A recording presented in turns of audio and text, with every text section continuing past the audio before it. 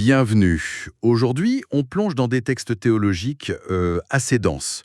On va explorer la rédemption par le Christ, le péché, le libre arbitre, et puis cette idée de restauration à la fin. Bonjour. Oui, des thèmes très liés les uns aux autres. Exactement. Les sources qu'on a, c'est surtout des extraits de la Bible, avec des commentaires qui donnent une perspective théologique bien précise. Notre but, c'est simple. Essayer de décortiquer ensemble les idées fortes sur l'œuvre du Christ, la condition humaine vue par ces textes, et puis l'avenir qu'il dessine. On va essayer de faire ça simplement, sans trop de jargon. Oui, et ce qui frappe d'emblée, je trouve, c'est la cohérence interne que ces textes proposent. Sacrifice, liberté, chute, restauration, tout ça s'emboîte, ça forme un tout. L'idée centrale, en gros, c'est que le sacrifice de Christ est présenté comme la solution divine à un vrai dilemme. Comment on concilie le don de la liberté, un don risqué, avec la réalité du péché, de la mort qui en découle, selon cette lecture en tout cas. C'est vraiment le pivot. D'accord. Alors, commençons par là, par ce pivot, la mort de Jésus. Matthieu nous dit que le voile du temple s'est déchiré. Euh, Ce n'est pas juste un détail pour faire joli, j'imagine. C'est un symbole fort. Ah non, c'est tout sauf un détail. C'est central dans l'interprétation donnée ici. Ce voile, il marquait une séparation très concrète et symbolique dans le temple. Il isolait le Saint des Saints là où on pensait que Dieu était présent de façon immédiate. Que ce voile se déchire, de haut en bas en plus, c'est interprété comme la fin de cette séparation. C'est l'ouverture d'un accès nouveau, direct, à Dieu pour tout le monde. Un accès qui était ultra limité avant. Je vois. Et ça renvoie directement à Christ comme souverain sacrificateur. Les textes insistent qu'il n'est pas de la lignée d'Aaron, la lignée classique, mais de celle de Melchizedek, plus ancienne et considérée comme supérieure dans l'épître aux Hébreux.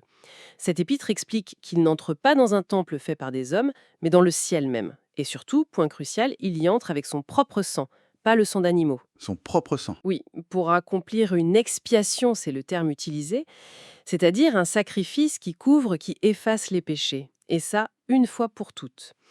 Le principe de base, rappelé, c'est sans effusion de sang, pas de pardon.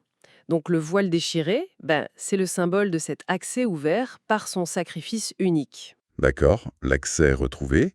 Mais la condition humaine, elle, j'en dis bien que quiconque commet le péché est esclave du péché. Comment le sacrifice de Christ réglait ce problème d'esclavage? C'est là qu'on parle de rédemption, le mot veut dire rachat, libération, et de pardon des péchés. Les deux sont explicitement liés à son sang dans Éphésiens, Colossiens. La logique, surtout dans l'épître aux Romains, c'est une sorte de renversement cosmique. La désobéissance d'un seul, Adam, a mené à la condamnation, à la mort pour tous. Et bien symétriquement, l'obéissance parfaite d'un seul, Jésus, qu'on appelle le dernier Adam, ouvre la voie à la justification. La justification, C'est-à-dire, être déclaré juste devant Dieu. et donc, ça ouvre la voie à la vie pour beaucoup. L'argument, c'est que là où le péché régnait et menait à la mort, eh bien, la grâce de Dieu, sa faveur, qu'on ne mérite pas, a surabondé grâce à Christ. Son sacrifice, c'est donc l'acte libérateur. Il brise les chaînes de cet esclavage au péché et à la mort qui en est la conséquence. C'est une libération, quoi. Alors justement, cette liberté, le libre arbitre, là j'avoue, ça m'a un peu interpellé dans ces textes. Il suggère que Dieu a donné un libre arbitre qui, dès le départ, incluait la possibilité de pécher. Pourquoi ce risque? Comment c'est expliqué ça? Ah oui, ça c'est un des points théologiques les plus audacieux, on peut dire. Le libre arbitre de départ est décrit comme non perfectionné. Il contenait en lui cette capacité de choisir contre Dieu la possibilité même du péché. Et la thèse de ces sources, c'est que tant que cette simple possibilité existe, elle mène quasi inévitablement à l'acte de péché, et donc à la coupure d'avec Dieu, la source de vie. C'est ça la mort spirituelle. D'accord, mais alors? Alors voilà l'idée centrale assez radicale. Dieu aurait prévu la croix avant même la création. Pas comme un plan B après la chute, non, mais comme le moyen choisi par Dieu pour ramener ce libre arbitre à sa perfection.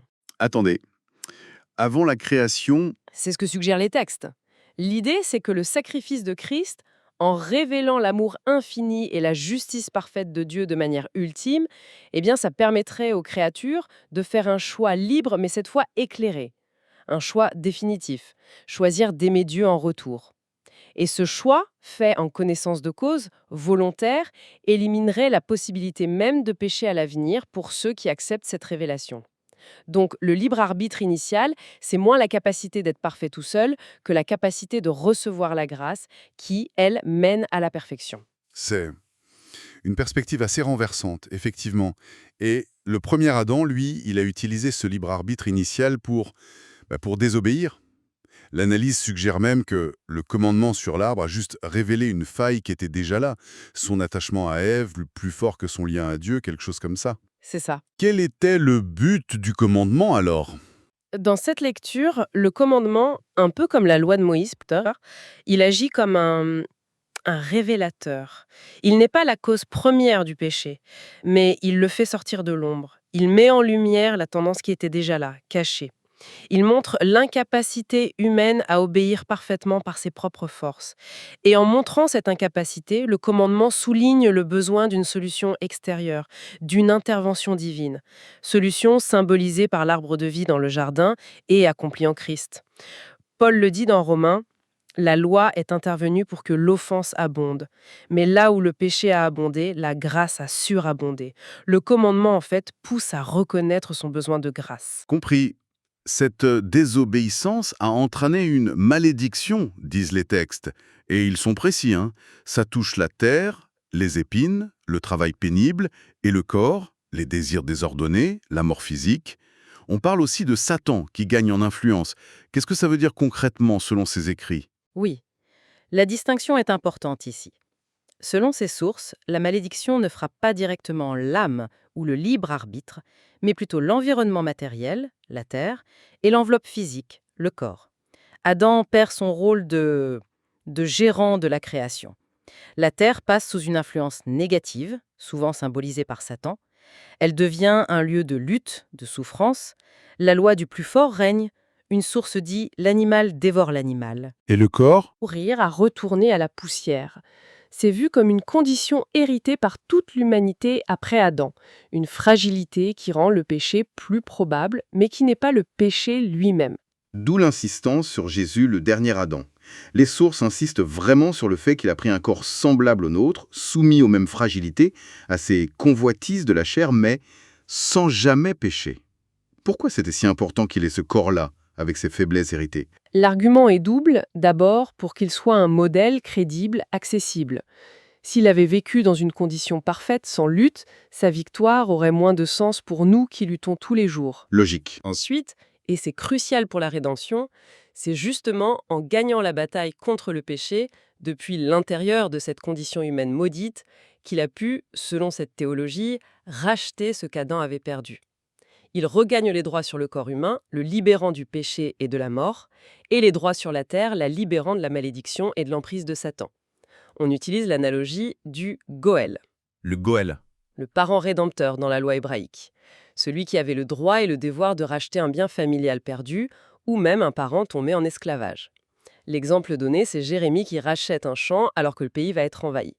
Christ est présenté comme ce Goël cosmique qui rachète l'humanité et la création. D'accord. On voit le parcours. Chute, malédiction, rachat par Christ. Et après, l'Apocalypse parle de Jésus qui ouvre 7 sceaux. Quel est le lien entre ces sceaux et la rédemption, la restauration? Ce ne sont pas juste des catastrophes alors? Non, pas seulement, en tout cas pas dans l'interprétation fournie ici. L'ouverture des sceaux, c'est vu comme le processus, disons légal et cosmique, par lequel Christ, en tant que dernier Adam, vainqueur et parent rédempteur, réclame et reprend possession des titres de propriété perdus par le premier Adam, les droits sur l'humanité et sur la création. Ce processus est lié dans ces textes à la fin du témoignage des martyrs, ceux qui sont restés fidèles jusqu'au bout. Et tout ça mène, dans cette vision de la fin des temps, à un événement clé, la première résurrection. Elle est présentée comme la preuve publique, définitive, que les commandements de Dieu sont justes et réalisables par l'humanité restaurée en Christ. Cette preuve ultime éliminerait toute question sur Dieu et donc couperait à la racine la possibilité même du péché pour ceux qui sont rachetés. C'est vu comme l'aboutissement de l'expiation pour toute la création et le moment où le libre arbitre des rachetés atteint sa perfection. D'accord, donc les sceaux, c'est Christ qui reprend les choses en main, étape par étape, et le résultat final, quel avenir ça dessine pour les croyants, pour la création entière? La vision est celle d'une restauration totale, vraiment. D'un côté, la fin de la malédiction sur le corps humain, c'est la résurrection. Les croyants reçoivent un nouveau corps, spirituel, immortel, sans les convoitises de la chair, sans la mort. De l'autre côté, la fin de la malédiction sur la terre. Ce sont les nouveaux cieux et la nouvelle terre. Une création entièrement renouvelée, purifiée. Et l'humanité dans tout ça? L'humanité rachetée, on l'appelle l'épouse de Christ, les fils de Dieu, retrouve sa mission initiale, régner, gérer, avec bienveillance la création restaurée, avec Christ. Le péché, la mort, Satan, tout ça est jugé, écarté définitivement. Les textes disent même que l'humanité glorifiée participera au jugement des anges déchus. C'est un renversement complet de la situation après la chute. Impressionnant. On parle de cette humanité restaurée qui règne. Ça implique une nouvelle relation à Dieu, un nouvel accès. D'ailleurs, les sources mentionnent une petite nuance sur le rôle de prêtre des croyants, non? Deux interprétations possibles. Oui, c'est exact. Les textes évoquent deux façons de voir ce sacerdoce des croyants sans forcément les opposer. La première idée, c'est que les croyants forment une nouvelle lignée de prêtres, issus du dernier Adam. Christ est le grand prêtre selon Melchizedek, et les croyants seraient prêtres dans sa lignée à lui, celle du nouvel Adam. D'accord. Et la deuxième? La deuxième vision, c'est plutôt que les croyants entrent directement dans la lignée de Melchizedek, en suivant Christ, qui en est le grand prêtre. Mais bon, au-delà de la nuance technique, l'idée forte qui est commune aux deux, c'est grâce à Christ, les croyants ont un accès direct à Dieu, sans précédent, et ils reçoivent un rôle de prêtre, une capacité de s'approcher de Dieu, de le servir. Très clair. Bon, pour revenir au concret, et pour finir sur ce que ça change maintenant, si toute cette restauration est pour plus tard, comment la victoire de Christ se manifeste déjà dans la vie des croyants aujourd'hui selon ces textes? C'est le point essentiel pour la vie actuelle. Même si la plénitude est à venir, les effets de la victoire sont déjà là, accessibles pour ceux qui croient. Le sacrifice de Christ a permis le don du Saint-Esprit. Et c'est par cet esprit que les croyants sont non seulement appelés, mais aussi rendus capables de commencer à vivre cette victoire sur le péché dès maintenant. Comment ça, concrètement? C'est ce que les textes appellent « marcher selon l'esprit ». C'est une lutte active contre les désirs désordonnés de la chair, cette nature marquée par la chute, mais pas par la simple volonté humaine, par la force de l'esprit reçu. Du coup, ils peuvent faire l'expérience, en avant-goût, de manière partielle, de la paix, de la liberté, de la restauration promise. C'est une sorte de tension. Le déjà de la victoire acquise par Christ est rendu présente par l'Esprit, et le pas encore de l'accomplissement total à la résurrection au retour de Christ. La vie de foi, c'est ce cheminement par la grâce en attendant la rédemption complète. Voilà, ça résume bien le parcours. On est parti du sacrifice de Christ, la clé qui ouvre l'accès à Dieu. On a vu la complexité du libre arbitre, son lien avec le péché, le plan divin. Puis, la chute, ses conséquences sur le corps, la terre. Ensuite, Christ comme dernier Adam, le Rédempteur qui restaure. Et enfin, cette espérance d'une rédemption totale pour l'humanité et la création. Merci pour cette exploration guidée de ces sources. Avec plaisir. Et pour laisser une dernière piste de réflexion, une idée qui ressort fortement de cette lecture. Ça soulève une question assez fondamentale, je trouve. Oui, Si, comme ces textes le suggèrent, la croix n'était pas juste une réponse à un accident, mais le moyen prévu par Dieu avant même la création pour perfectionner le libre arbitre et révéler son amour face au mal, eh bien, comment ça éclaire notre regard sur le mal, la souffrance dans le monde, au cœur même du projet divin? Et plus pratiquement, qu'est-ce que ça implique pour celui qui croit aujourd'hui de savoir qu'il est appelé non seulement à être pardonné, mais aussi à participer activement par l'Esprit à la victoire même de Christ sur les forces de la chute? Une victoire qui se vit déjà en attendant la fin,